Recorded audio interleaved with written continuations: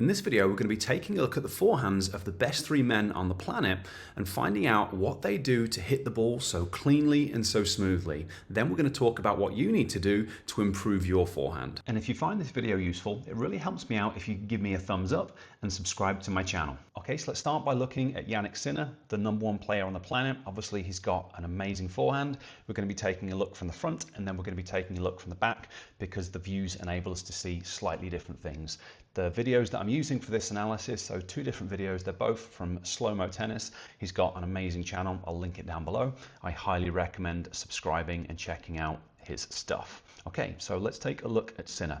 First thing that we're going to see is the split step, the width of the split step. Now this is a practice session, so he's a little bit more narrow. When he plays a match, his feet are even wider than this, and the width of his split step enables him to move and set up in position really quickly, which is going to be one of the key features of a high-level forehand.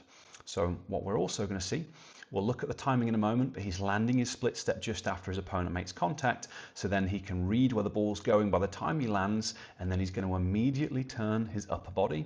So he's going to immediately start his unit turn as soon as he lands. He's also going to start his first steps towards the ball.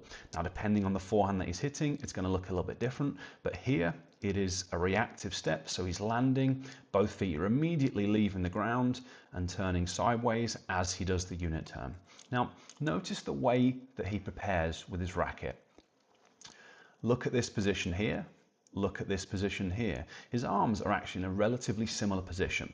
Most of this portion of the unit turn and racket preparation is just done with the upper body. The arms have maybe come a fraction away from the body, but the racket hasn't gone back anywhere yet. He's just twisted his hand a little bit to change the position of his racket. So most of this first portion is just going to be done with the upper body.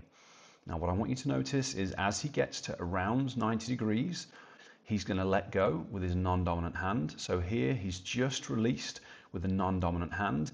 This is going to help with timing and help him to have a smooth stroke and prevent him kind of getting stuck and hitchy in this position.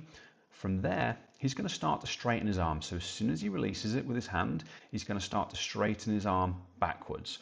We'll see it in a moment when we look at the back view, but that's what's happening.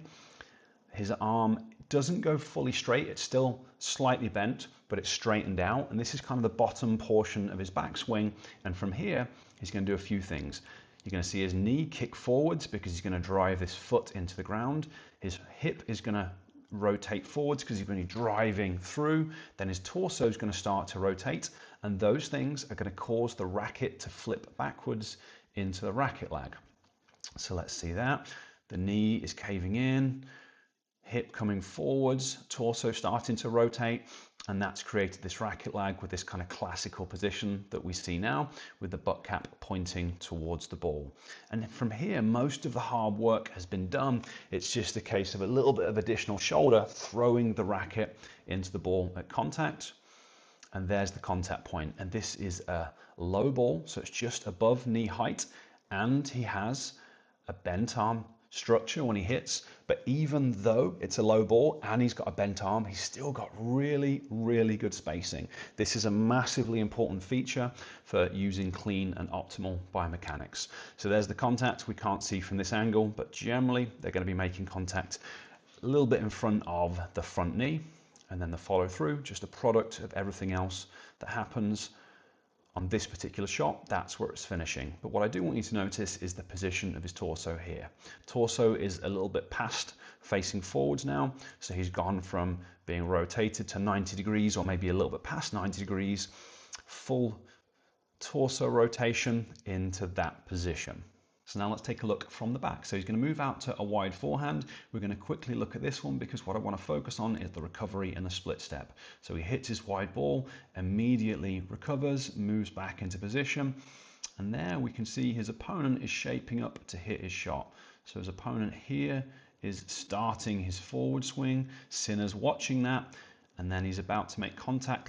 Sinner has taken off from his split step. As his opponent makes contact, Sinner is in the air.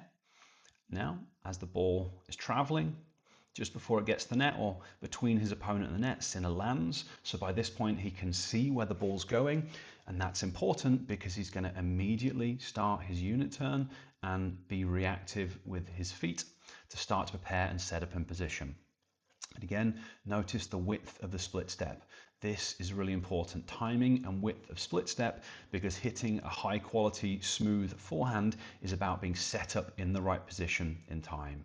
So again, we can see his preparation. He's got a really good leg bend. Unless you bend your legs as part of your preparation, you then can't effectively use your legs as part of your kinetic chain.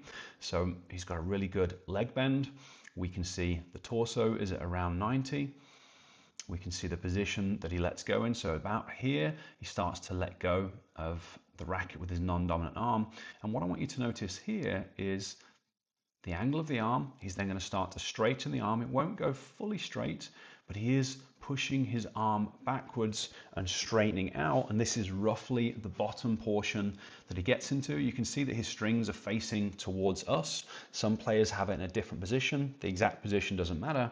But what is important that he has started that racket drop before he throws the hip forwards, before the torso comes forwards to initiate this racket drop.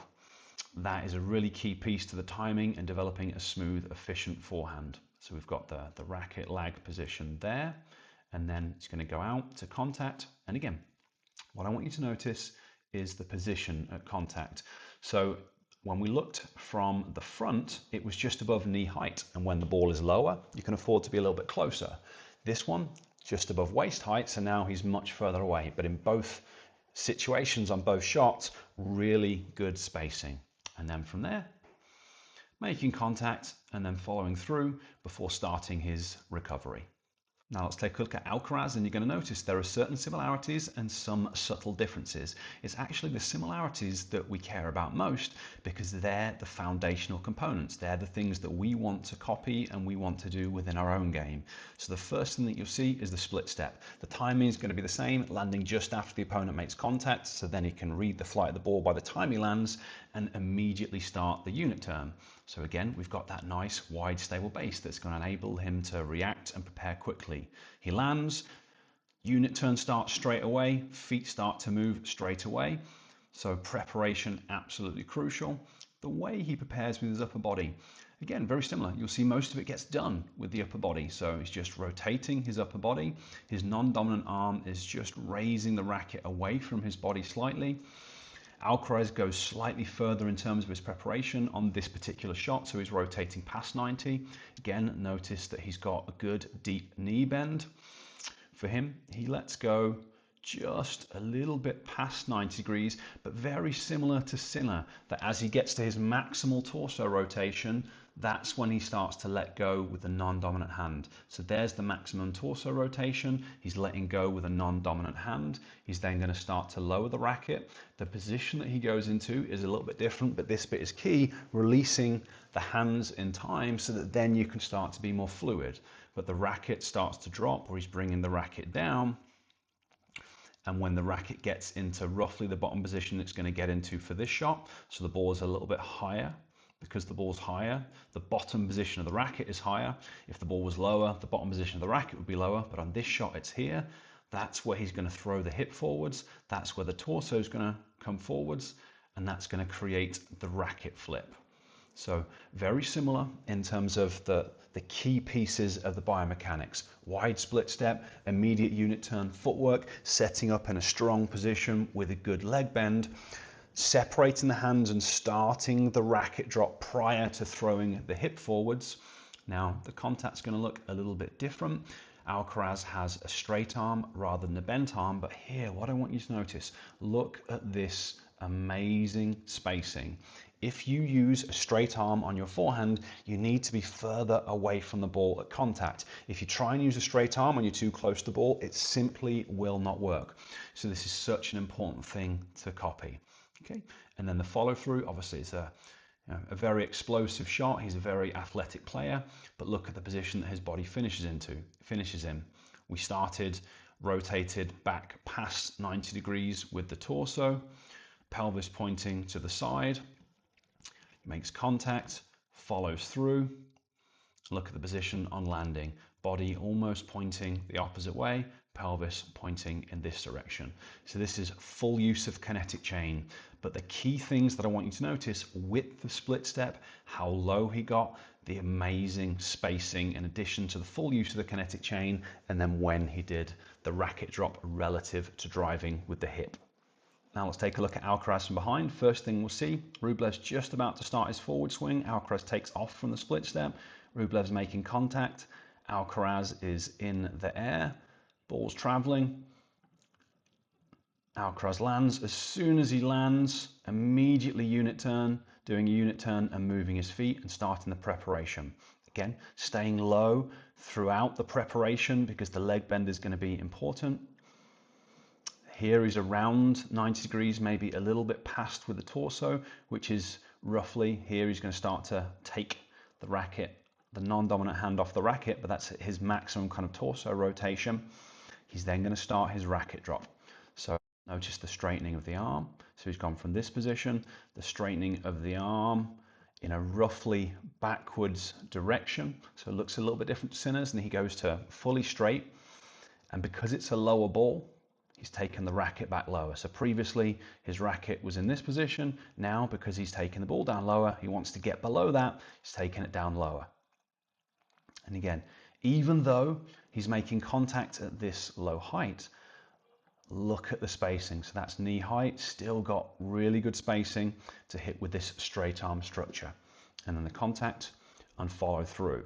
So again, we're going to see very important similarities. Good wide split step, stable base, immediate unit turn, followed by footwork. In combination with footwork, fantastic spacing that paves way for the optimal biomechanics. And now we'll look at Zverev, currently the number 2 player in the world at the time of recording. We're going to see, again, a lot of similarities and a couple of differences, but it's the similarities that are important. He's practicing, so he's not doing a truly wide, stable split step, but it's still relatively wide, wider than a lot of people. But the key thing that we're going to see here is he goes immediately into his unit turn, along with moving his feet to set up in position. Now again, you're going to see a similarity in terms of the unit turn. The arms start kind of bent a little bit towards the side, and then for all 3 players, as we've done the unit turn, we've just kind of moved the arms away from the side to start to, or away from the body to create a little bit of space. He's got a good leg bend as he moves in towards this, obviously a big player, but look at this leg bend that's going on. And we see a very similar thing here to what we saw with Sinner. He gets to 90 degrees, and then he's going to release the racket with his non-dominant hand. But basically, once he's got to his maximum torso rotation, that's when he releases his hand. He's going to start the racket drop. He's going to bring the racket down, and when it gets to roughly the lowest position that it's going to get to, now this is a low ball, so he's bringing it pretty low. Here, he is going to start to drive foot into the ground, throw the hip forwards. Torso is going to follow the hip. That's going to create the racket flip and racket lag. And you can see that Zverev, again, hitting with a bent arm structure. Most of the work has been done already, and it's just a case of throwing the racket through to contact. And again, notice this amazing spacing at contact, such an important feature. And then we've got the follow through. And again, look at where Zverev's torso has gone to. So he's rotated way past neutral, almost a full body rotation from a little bit past 90 degrees to almost 180 degrees of rotation before he starts his recovery. And then if we take a look at Zverev from behind, we can see timing of the split step. Opponent is just about to shape up for his shot. He's taking off from the split step. He makes contact. He's in the air, landing from the split step. Nice, wide, stable base. Ball travels towards the net. As he lands, he can immediately see where the ball's going and start his unit turn and footwork preparation. And again, notice in terms of the timing, the smoothness of the kinetic chain. So he's got the leg bend that he's going to be using as part of his kinetic chain. He's going to be releasing his non-dominant hand at roughly his maximum torso rotation. And then from there, as soon as he releases with the hand, he's going to start the racket drop. So pretty bent arm position at the top of his preparation, but then he's going to straighten his arm into the racket drop. So he's gone from there, released, straightens the arm. Again, notice the position of the arm. Not quite as far back as Alcaraz's was, so this is the angle relative to his body, but still relatively far back. But there's the bottom of the racket drop. This is where he's really going to start to drive through the leg, through the hip, through the torso, which is going to create the racket flip and racket lag through to contact. Again, look at the spacing on contact. Key feature on all high-level forehands, except for Medvedev, who somehow seems to be able to make it happen even without amazing spacing, but his spacing is better than most rec players. Again, torso rotation, so full usage of kinetic chain, but it's the similarities that we want to focus on. We've just looked at what the best players in the world do. The question is, what do you need to work on in order to develop a better forehand? And this is where things can get tricky, because I just talked about a lot of stuff. The problem being that you can't work on everything all at once, because that's not how our brain and our body functions and learns. We can only focus on so much at any one time and actually make meaningful changes. So what you need to do is make sure that you're working on the right thing. And where players go wrong so frequently is they're focusing on all of the advanced stuff that I talked about, how exactly you create the racket lag and come through to contact. And that's really important. And if you're at that level, then that's what you need to focus on. But if you're not at that level, you need to focus on the things that come before it. And for the vast majority of players, the reason they can't hit a forehand in the way that they want is because their preparation isn't good enough. When we look at each of the 3 best players in the world, wide split step, landing just after contact, immediate unit turn, really good spacing, getting in a strong position with a good leg bend and torso rotation. That's the foundation of the stroke. So you've got to make sure that you're doing that part first. If you're not, that's what you need to work on. If you're not split stepping every shot, that's what you've got to do. If you haven't got the timing quite right, so you're not landing at the right time, that's what you've got to think about. When you land, do you immediately go into your unit turn? If you can't do that, that's what you need to work on. You practice landing and turning quickly, so you practice the physical side of things, you focus on it within your practice, and I find for a lot of people here, they also need to improve how their visual system functions. Most players prepare late or start their unit turn late because they can't read the flight of the ball quickly enough. To help you with that, I've got a vision program. It's called Pro Ball Tracking Secrets. It's going to teach you how to use brain-based training so you can read the flight of the ball more quickly and so you've got better ball tracking. I'll leave a link to that down in the description so you can learn more about it. So we've got the rapid unit turn.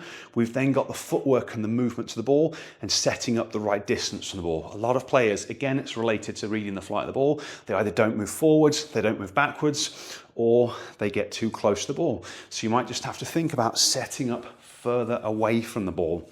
Potentially working on footwork can be really important there. To help you with that side of things, I've got a program. This time it's a free program, so I'll leave a link to that in the description so you can start working on it, because if you don't get prepared and set up and you don't get good spacing, you're then not going to be able to do the other stuff. But if you're at the point where you've got good quality preparation, you're there in time, you've got a strong position, then it's a case of thinking about those finer points. When do you release your racket? How do you go into your racket lag? Or to your racket drop, how do you create the racket lag, trying to get the timing between the racket drop and the hip so you can create the power and use efficient biomechanics. But it's always a case of addressing your underlying problem. What's the first thing that's going wrong? You have to work on that for long enough until it becomes a habit, which is normally several months. If you work on your split step for a week or 2 weeks, it's not going to be a habit yet. You just need to spend longer working on it until it becomes a habit. Then you move to the next thing, then the next thing, then the next thing. And by gradually doing that over a period of time, that's how you develop the ability to hit a smooth, efficient forehand. So hopefully that all makes sense. If you have any questions about anything that I've covered here, leave me a comment down below. I try and reply as quickly as I can. If you found this video helpful, it'd be awesome if you could give me a thumbs up. If you haven't subscribed to my channel, it really does help me out if you could do that. And then just a reminder about the programs. The links are in the description. Okay, catch you next time.